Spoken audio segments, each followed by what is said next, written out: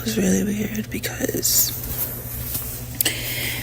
in my dream, I was in a dark room, like trying to sleep or something. So maybe it was sleep paralysis. I don't really know. But there was a circle window on the ceiling, and I looked up, and I could see his shadow. So I closed my eyes, and then that disappeared. So the rest of my dream was entirely black. So all of a sudden he was on top of me, and I couldn't see, but he was talking. But as my memory goes, auditory disappears, so I don't know what he said, but I could feel. So this is where I think it might have been sleep paralysis. So I felt his arms up, and then when I went to feel his face, I felt his face for a second, and then all of a sudden, like, I tried to like squeeze his face or something, like put pressure on his head maybe, and he disappeared, and I ended up being that I was just holding a blanket. So then somehow there was a friend with me, but she disappeared early on. But then, like, I was trying to sleep, and I tried to get away, but like he was like on my left side, and every time I moved he would squeeze me tighter to remind me that he was still there.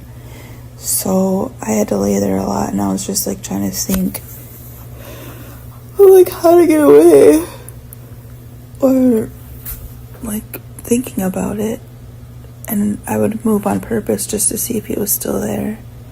So I'd lean over to the way that he was, which was my left, and he'd kind of squeeze me tighter. So I knew he was still there until I finally woke up.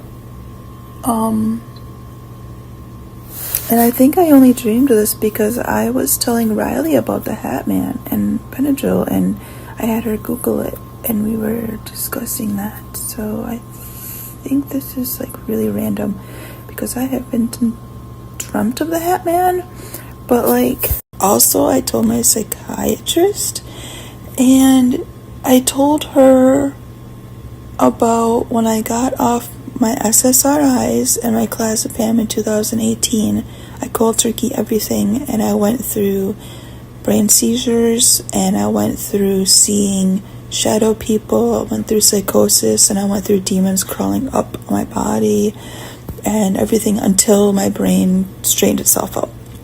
And she said, you know now not to do that, right? And I said, yes, I know not to do that. So I think just talking about it kind of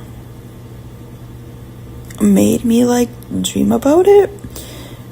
But then again, if it was sleep paralysis, it wouldn't surprise me because I've had that very, very often in the past where I did have like demon-like or shadow-like figures be in the room watching me and also jump on me and crawl up my body and get right in my face. So